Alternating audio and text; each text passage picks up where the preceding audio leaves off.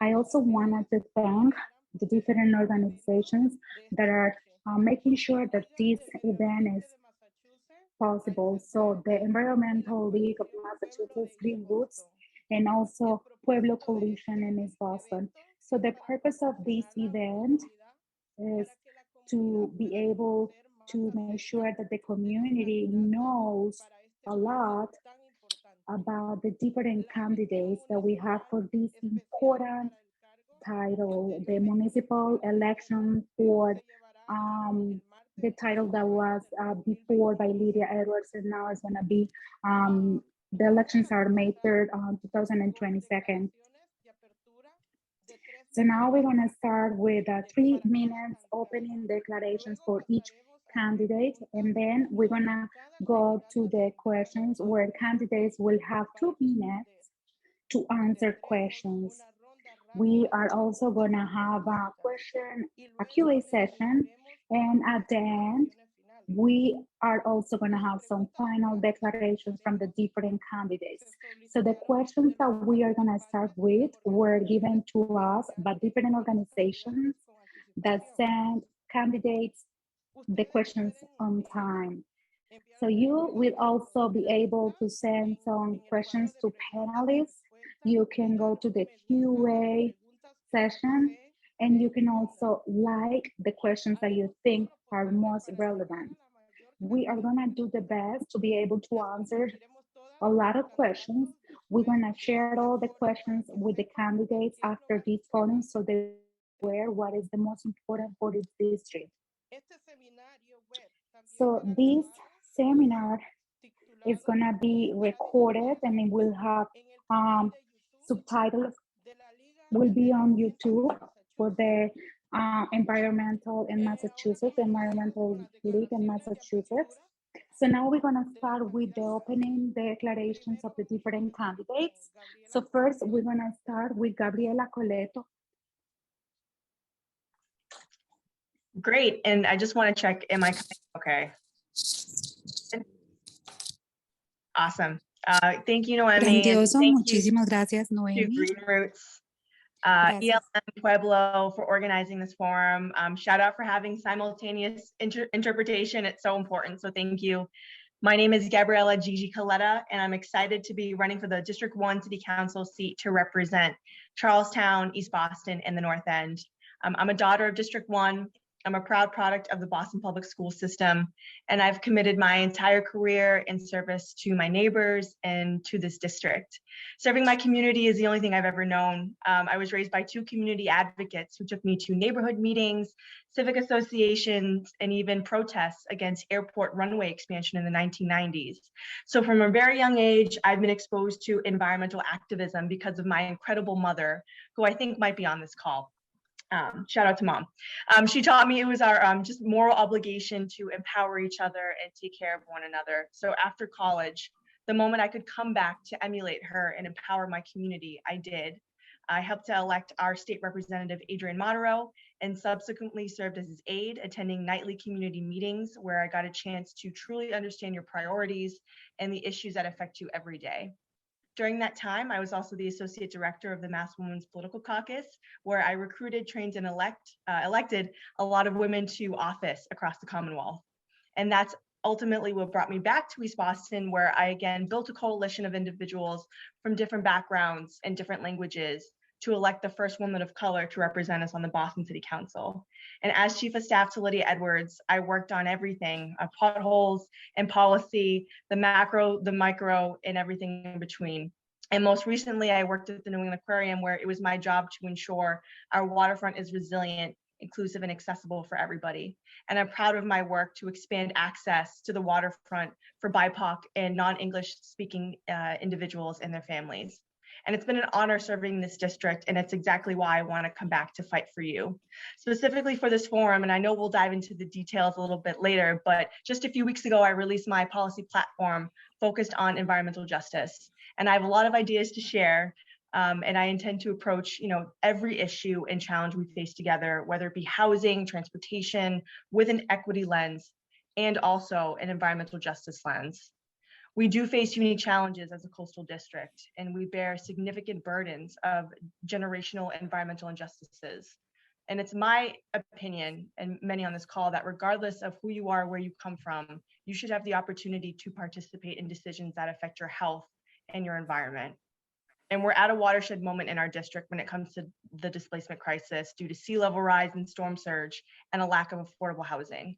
And I'm ready to lead in service, but also in partnership with you all.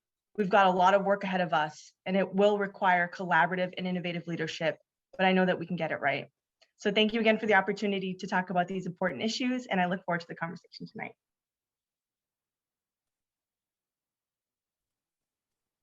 Muchas gracias, Gabriela. Ahora Thank you very much, Gabriela. Now we are going to be listening from Dania Del Rio.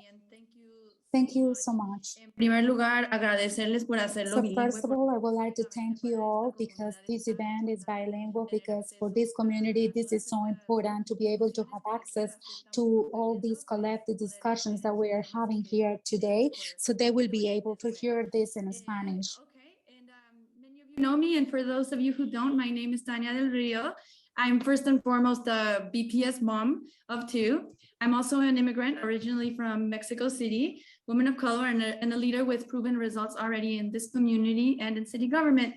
And I'm running for this seat in city council because I want to make sure that our community can stay together.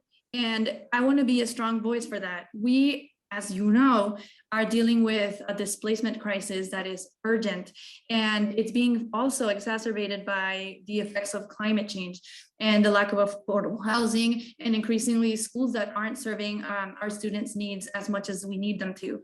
And so I think it's time for new leadership that brings new urgency to these most pressing challenges. I'll tell you a little bit about myself. I grew up in many different places between my native Mexico City and the US. And I came to East Boston, to Massachusetts originally to get my master's in public policy. After I graduated, I went to work at the Mexican consulate downtown, supporting immigrants in many different ways, which was the job I've been doing for years, even before that.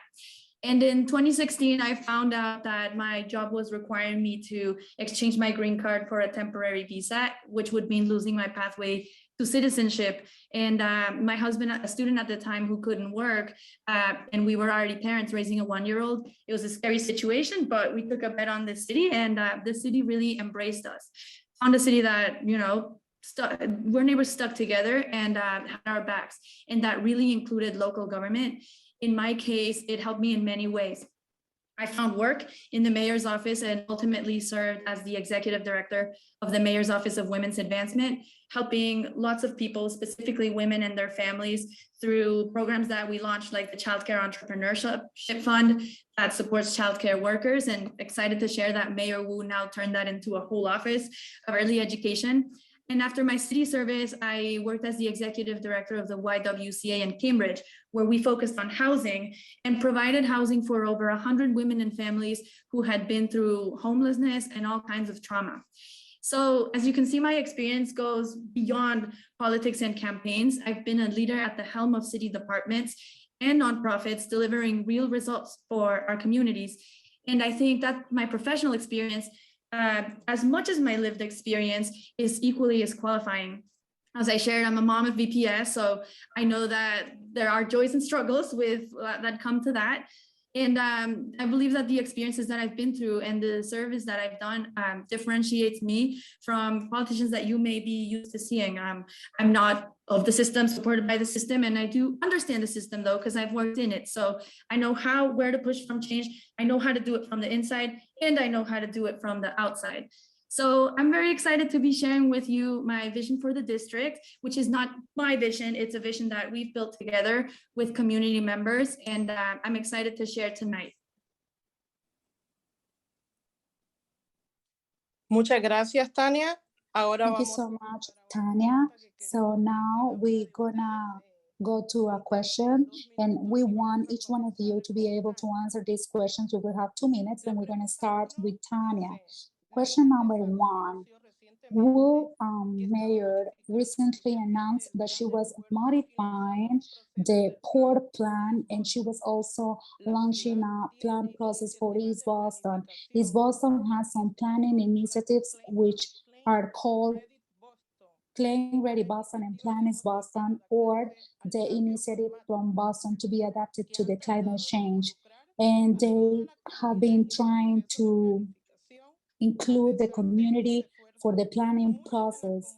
And even though they have all these efforts, we still have a lot of people from the community that has not been interested in being part of this. How can we make sure that the community is committed, not always having the same people, but for this planning process, it's important to have all the community together. First thing I would say is that I'm thrilled to see that Mayor Wu has put in a new municipal harbor plan vision that starts with East Boston and that recognizes the need for equity and for putting the most vulnerable members of our communities at the center and at leadership, right, of these planning processes.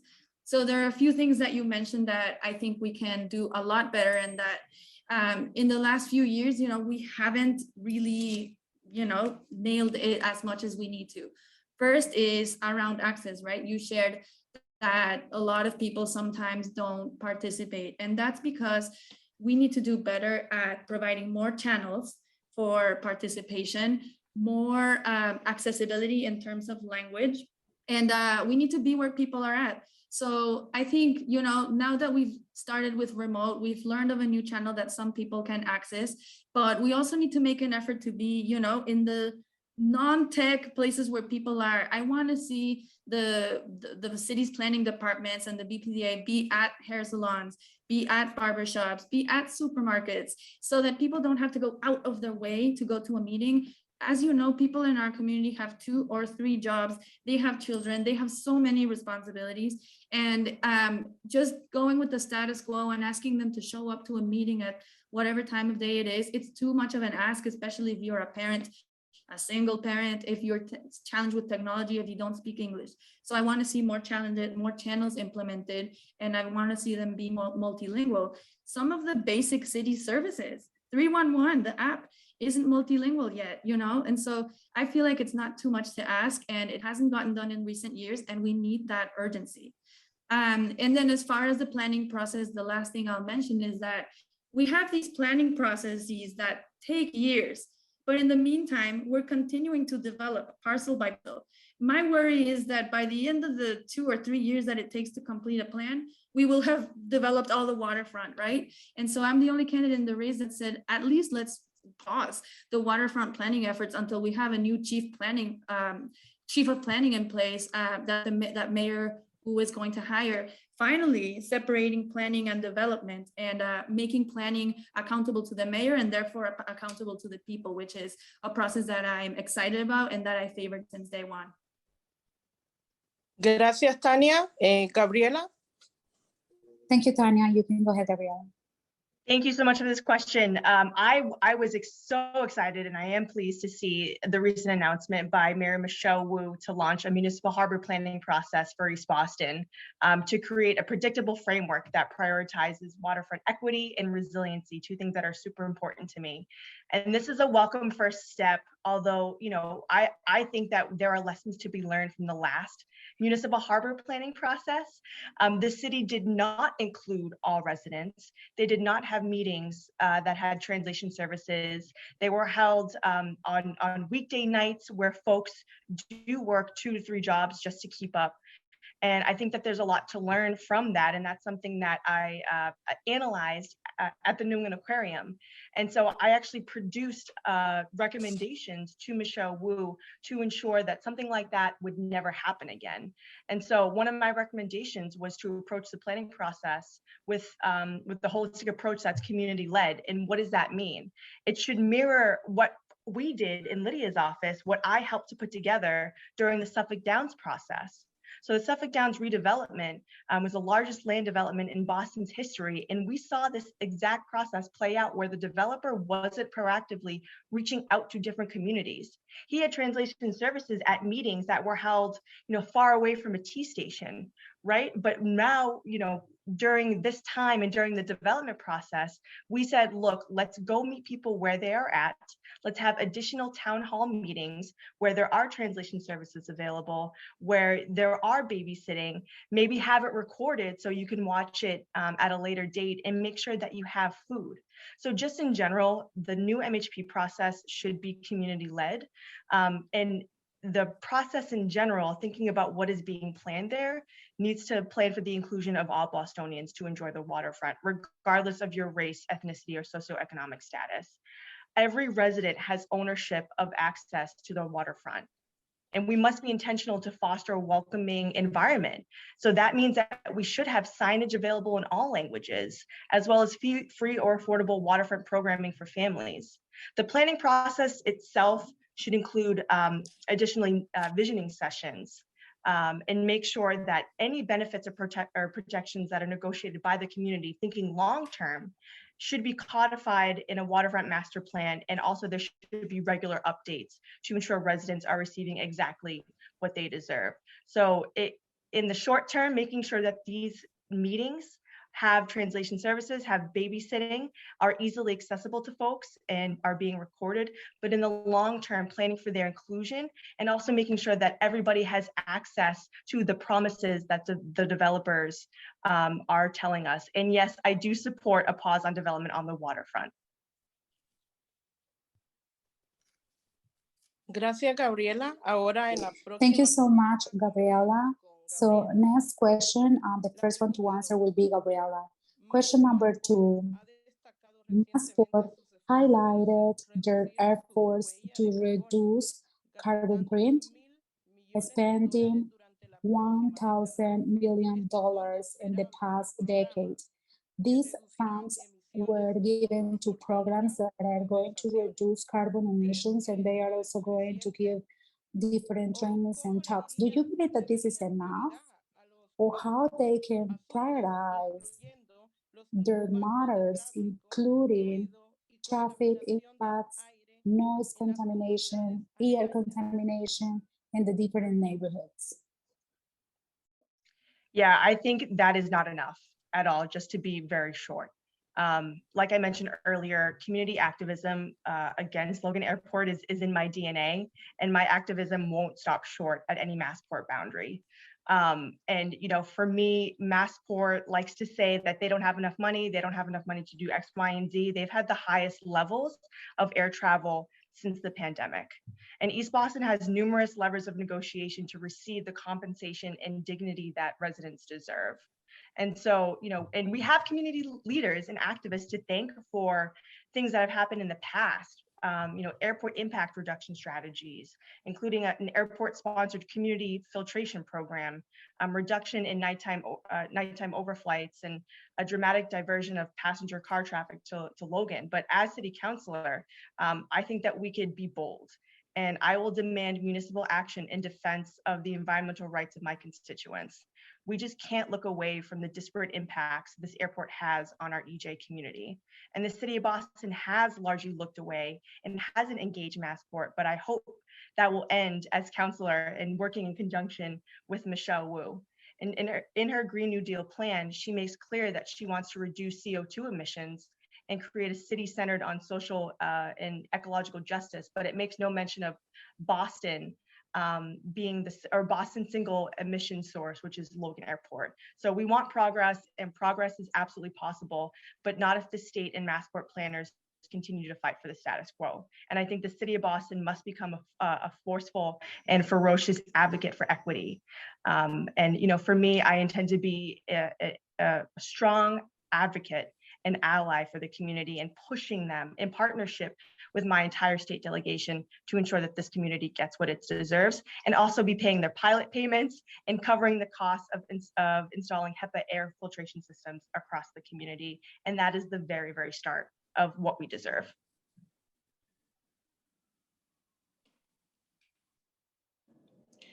Gracias, Gabriela. Thank Tania. you so much, Gabriela.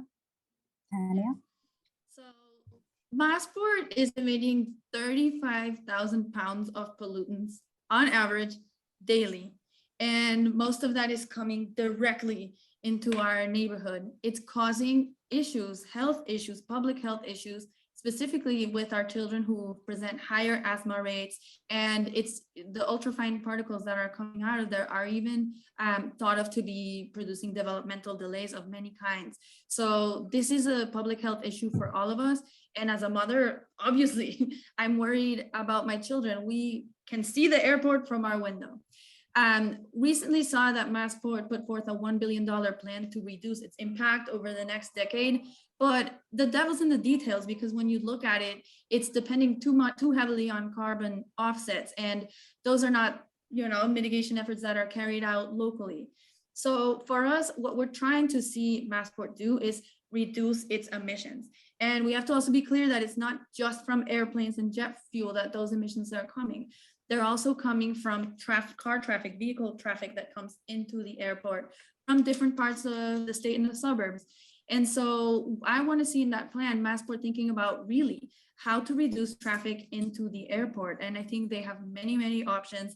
They could think about making the Logan Express free so that they incentivize people using public transportation into the airport. If you make it free, reliable, frequent, people will prefer it. They could also, think about putting a toll into the road. So there are, different options, state advocacy around a red-blue connector. But, we can get creative about the how, but I want to see Massport committing to reducing emissions also from vehicle traffic. I also want to see Massport invest in mitigation funds for air pollution abatement and air filters. I would start with the schools, and then I would go to the surrounding area residences, because we are all, as we said, kind of submitted to it. By the way, in my recently rolled out climate plan, I'm proposing that the city of Boston take its accounting around emissions as seriously as we take our financial accounting. And so I'm proposing that the city come up with a carbon emissions budget, and that it start with municipal buildings, move on to large buildings. And I think Massport and the emissions from Massport should be a big part of that. So I would like to see the mayor, the city council working with Massport to see how are we going to measure those emissions and how are we going to set targets for them that can be lowered year after year. So we got to be thinking creatively, we got to be thinking innovatively, and we have to put the pressure on Massport that we just haven't seen in the last years, and we have to treat this with much more urgency than we have been. Oh, and can I just add about the last question? I'm very happy, Gabriela, that you're joining me in proposing a moratorium on the development on the waterfront until we have a chief planning officer, because from our Pier 5 forum, I thought that you had doubts. So I didn't mean to misrepresent you, and I'm glad that you have joined me in proposing that. Yeah, I mean, on the waterfront. Gracias, Tania. Y para la última pregunta. Thank you, Tania. And for the last question, we will start with Tania. This is question number 3. So initiatives like Veldo 2.0 and other programs that promote power and storage of solar energy will help us to reduce building emissions. How could we do these kind of interventions that are needed in our housing inventory without worsening displacement and high rents caused by green gentrification? I first just want to, because I saw a lot of commentary around that term green gentrification swirling around this weekend. I do think that I don't love that framing, because it's presenting environmentalism and greening our communities as a conflicting choice, or as a trade-off between housing and gentrification, anti-gentrification efforts and environmentalism. And I really don't think that we have to choose. I think we need to push for both. And I think that environmental community and justice communities like ours need to be greener and need to be reducing our emissions. And that doesn't mean that that the residents who have borne the brunt of environmental injustice should be displaced now that we are working on being green. So that I just wanted to talk about that framing, because I think we need to, and we should have both. So as far as decarbonization, I really want the city, as is proposed in the Mayor's Green New Deal, to start with aggressive decarbonization of municipal buildings. The largest footprint is BPS. So for many reasons, for educational reasons, for environmental reasons, and for justice reasons, I think that that's where we should start. BHA facilities should come next. And that's something that we have to be very careful with, right? Because we want to work on retrofitting, but we don't want to be displacing people or having them move as we do these retrofits. I also want to be seeing the city releasing RFPs for rooftop and carport solar and energy storage. And I want to see the city electrify its fleet. School buses and a lot of the city's fleet has been electrified, but there's a lot more that's not been done yet. And again, the divestment piece that was mentioned, I thought that was really exciting to see that Mayor Wu, it was her first item that she signed. And we have to go a little further. We have not yet divested the city's pension fund. That's $6.7 billion. And so for me, that's the next step in divestment away from fossil fuels. Gracias, Tania. Thank you so Gabriela. much, Tania. So Gabriela is next. I love that we're talking about the nexus of housing justice and environmental justice because they do inform one another and impact one another. Just on the housing front, I mean, we know housing is a human right, so we need to decommodify it as much as possible, which is why I support land trust, cooperative housing, more income restricted units at an affordability level that is reflective of the community. We are in a housing shortage, so we need to be intentional with investments into housing while also keeping folks in place. And this is why I support efforts like right to counsel and just cause evictions so that renters have legal representation from potentially illegal evictions. And once we are able to build truly affordable housing while also ensuring tenants have safe and stable housing, we need to ensure that they have protection against anything related to sea level rise or coastal flooding. And that also includes displacement due to new buildings coming in. But I think that we could protect folks and keep them in place while also pushing towards our goals.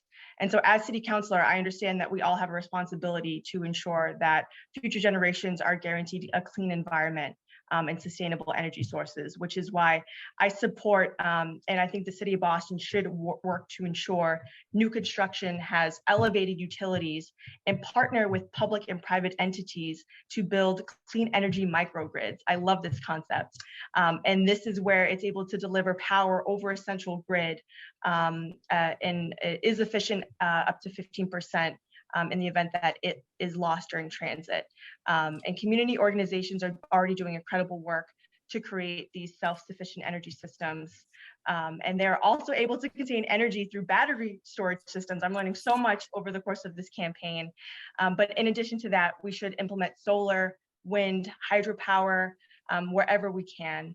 And I believe that we can expand community-based solarization programs by allowing renters, this is currently up at the State House and I support this, but we can allow renters to buy into and earn those credits despite not owning property. So Boston should look to utilize city-owned land as well for more solar farms and to use our collective buying power to get discounted rates. I'd also like to see the utilization of parking lots as solar energy carports, and local residents should be benefiting from that power. And I also agree that publicly owned buildings should be leading the way to incorporate solar and battery storage on site.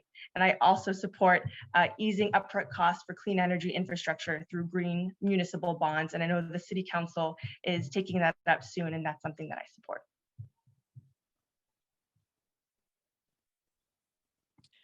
Gracias a ambas candidatas por su... Thank you to both candidates for such an amazing answers.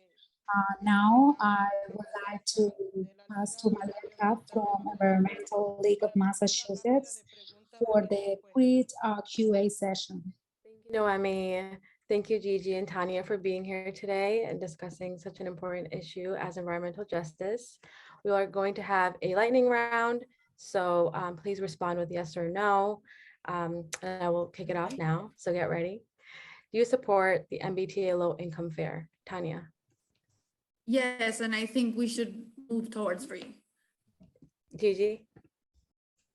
Yes, Absolutely. Public transportation reduces traffic, air pollution, and is a key part to our strategy towards zero emissions. Thank you. Do you support the 2% transfer fee to support affordable housing? Gigi? 100% yes, we need that money for affordable housing in this community.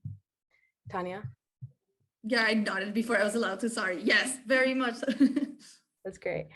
Would you support the idea of Massport dedicating funds to provide air filters for residents affected by airport-related air pollution?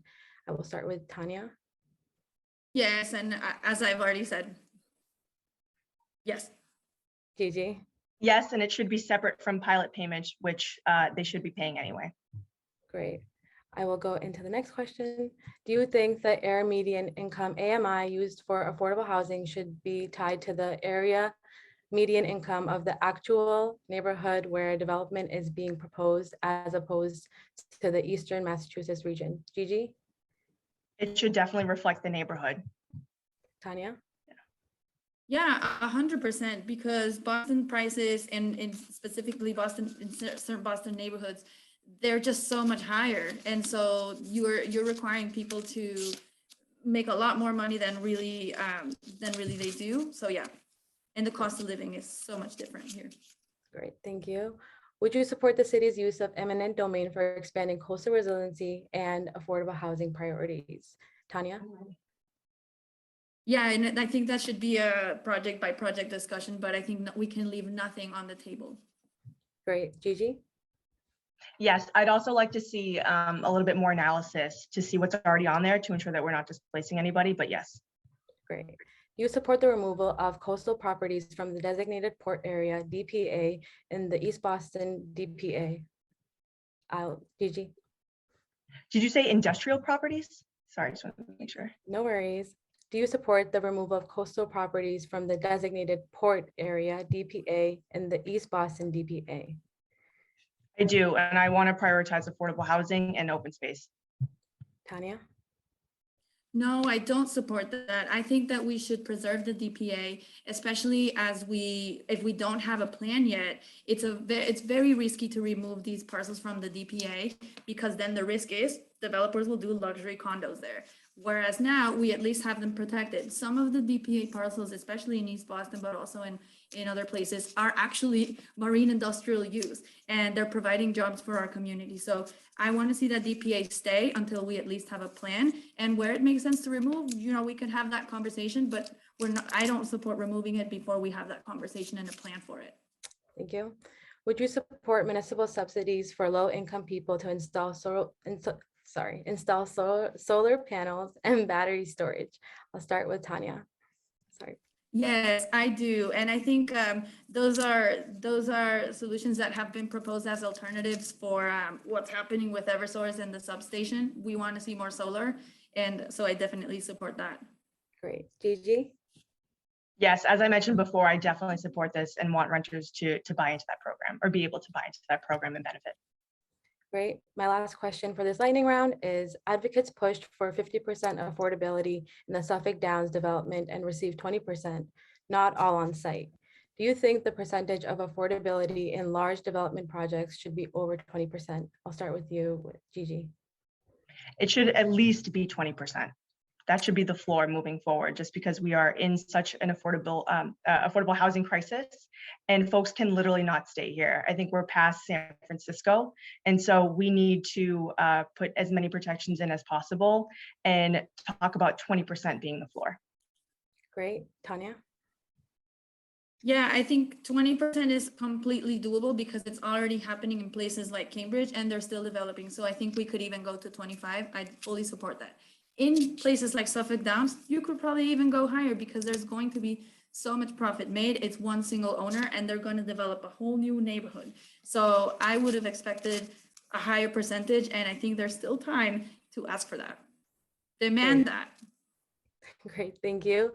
I have a couple questions from the audience that I'm going to go into now. You have 2 minutes each to respond.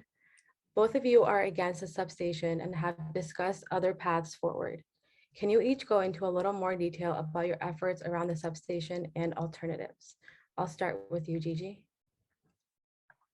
Yeah, and thank you so much for this question. I think point blank, an electric substation has no place on the shoreline of an environmental justice community near gas tanks, period. And Eversource has contended that developments and new developments have produced an hour-by-hour need, but they don't have any data to back up that claim. In fact, the Union of Concerned Scientists provided data that we are seeing increased efficiency in new buildings and appliances. And they've also failed to adequately engage non-English speaking populations in the community. They did not provide translation and early community engagement outreach.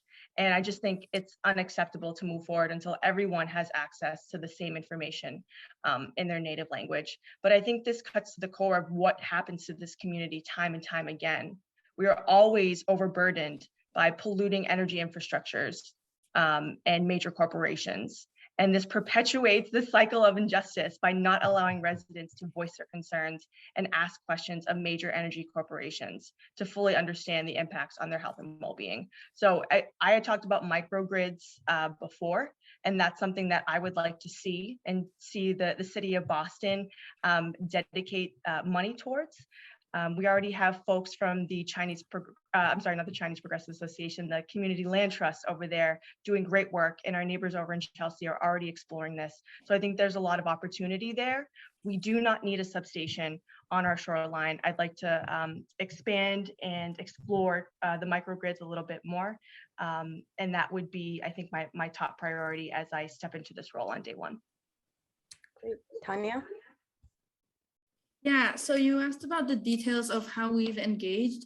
I'd love to share that. For a number of years, since I moved to East Boston, I noticed that specifically the Latino community wasn't super plugged into many civic engagement opportunities that were happening around government and around just, the neighborhood.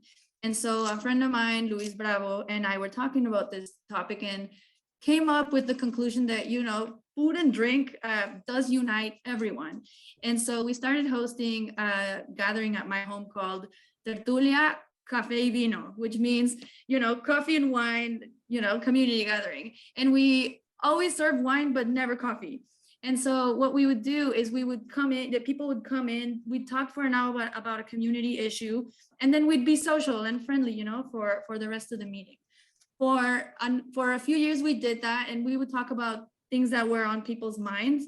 And the substation came up more than once.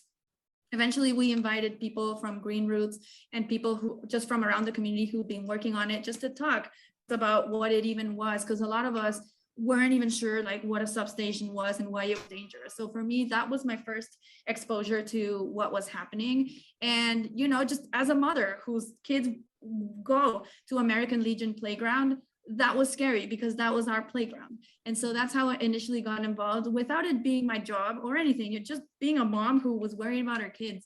And after that, I just started attending whenever there was an action by Extinction Rebellion or GreenRoots. Wherever I had time, I would just go there and show support, because I think it's an environmental injustice what's happening. So I've been, last week, in fact, I was testifying for the, I'm gonna not get this acronym right, the EFCB, in opposition to it. And it's the 10th time that EFSB, sorry.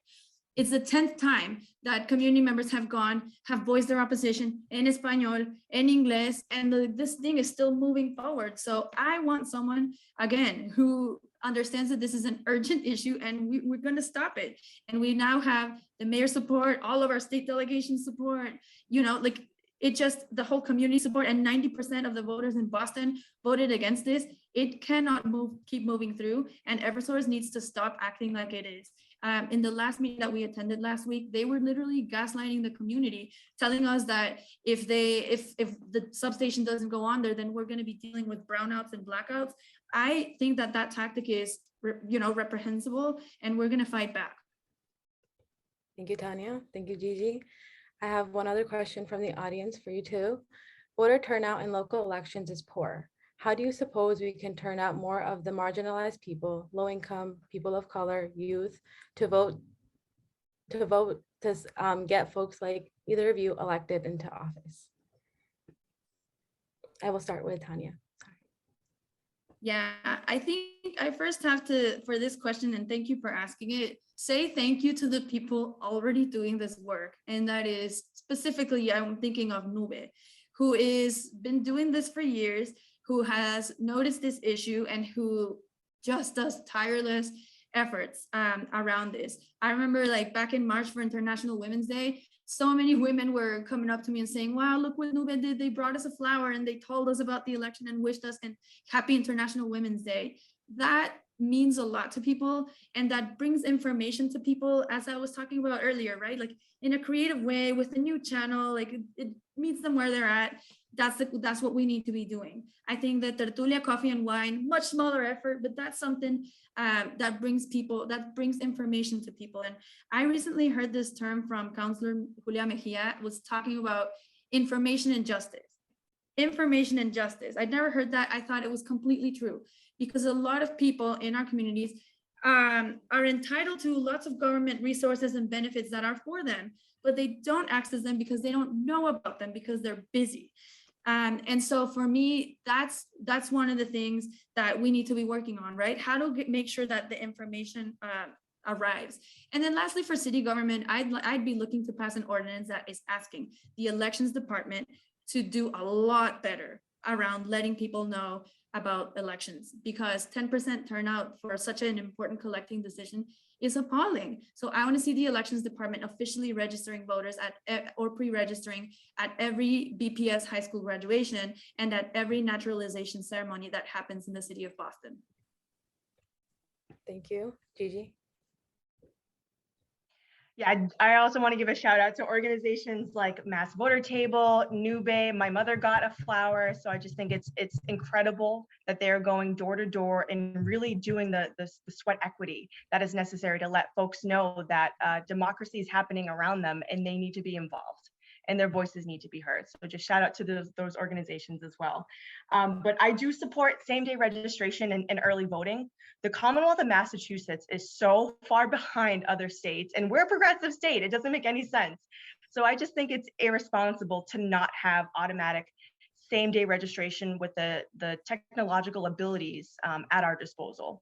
And as we all know, there's an assault on voting rights in many states and congressional failure, not due to our amazing Congresswoman Ayanna Pressley, to advance new voting rights legislation. So for me, I think that we are in a moment of urgency to advance the expansion of voting rights while also protecting the sanctity of voting data, as there are increasing assaults on our democracy. And we've seen this with Ukraine and other things too. So Massachusetts has a long way to go, and there's still work that needs to be done, including making permanent the pandemic era changes that allowed for mail-in ballots. So as city councilor, I would push the Secretary of the Commonwealth with my council colleagues, as I did in Lydia's office when he wasn't doing what he needed to do, in addition to my state and federal partners, to expand voting rights to include same-day registration, early voting, and mail-in ballots, and publicly denounce any opposition to these vital reforms. Thank you both. I will pass it back over to you, Noemi.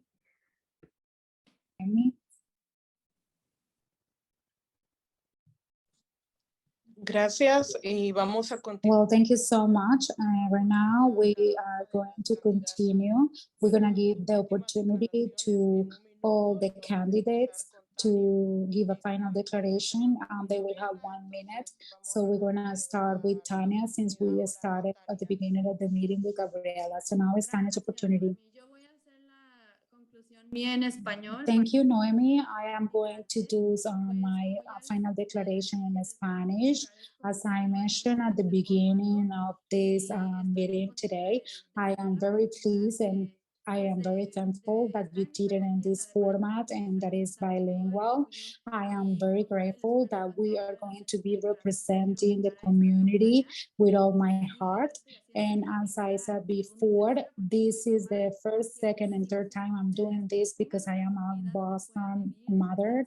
I want my kids to live in a community where they feel and are healthy and they feel proud of this district. And I want to be a strong voice to make sure I share the community concerns directly to the city hall and that all these concerns are listened. I wanted to make sure that we need to be very intense, that we need to face all these challenges. This is a historical moment in this country, and all the Boston voters, they have been choosing change in the past elections, and we need to be very proud because we were able to do so much. But right now we are facing new and different challenges, and we need to get together and work different.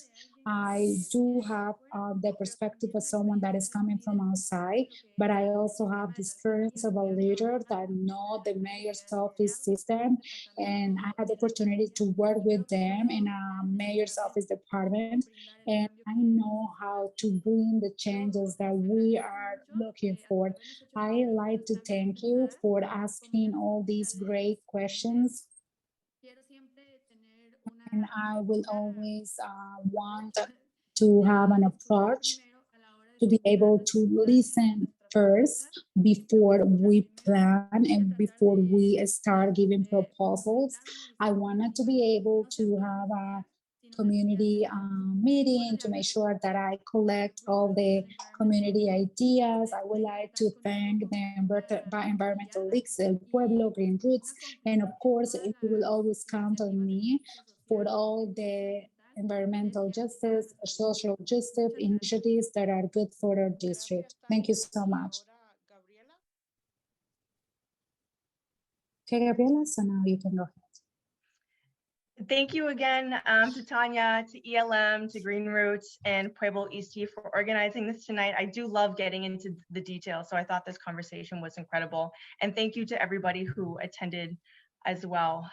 Look, just know everything I do will always have an equity lens, an environmental justice lens, and I promise to be bold and, dare I say, radical when it comes to protecting this city from the effects of climate change. And in this moment, we need to be bold.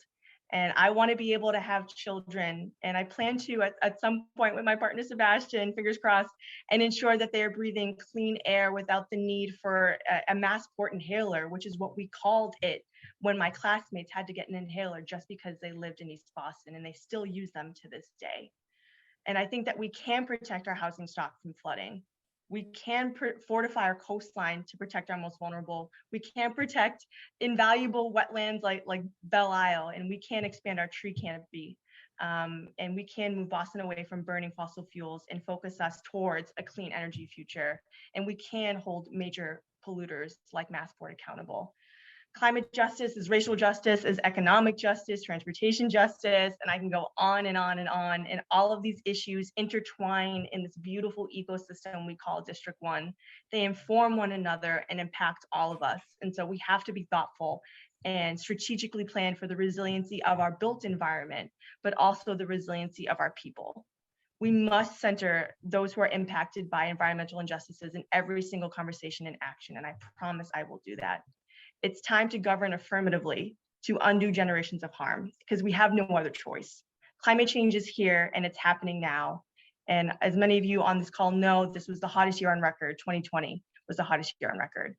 And the task may seem daunting, but we can look to contemporary strategies around the world, and Boston can be a leader, as we have led in so many other instances. We can and should be acting locally, but thinking globally. And the only thing stopping us is ourselves and our collective power. So because of that, I am hopeful with the expertise I see on this call and the environmental leaders already in the trenches doing this incredible work, building on those that came before us. So as city councilor, I promise to always be a thought partner, and you have my pledge to champion environmental justice as I have my entire career. And for those of you on this call from East Boston, Charlestown, and the North End, I humbly ask for your vote on May 3rd, knowing I'll be able to hit the ground running to implement what we discussed today into practice on day one, as I have done again for the last 4 years. But I won't be able to do this work alone, which is why I intend to bring all of you into City Hall with me. And I promise to always center your lived experiences, no matter who you are or where you come from. But just know, whoever you're supporting, just please be sure to vote. Election day is May 3rd. Thank you all again. Muchas gracias a ambas candidatas por compartir. Thank you so much to both of you, and also for sharing your experience and your thoughts. Thank you for the audience that we have in Facebook Live as well as Zoom. I'd like to thank you all for participating with us today.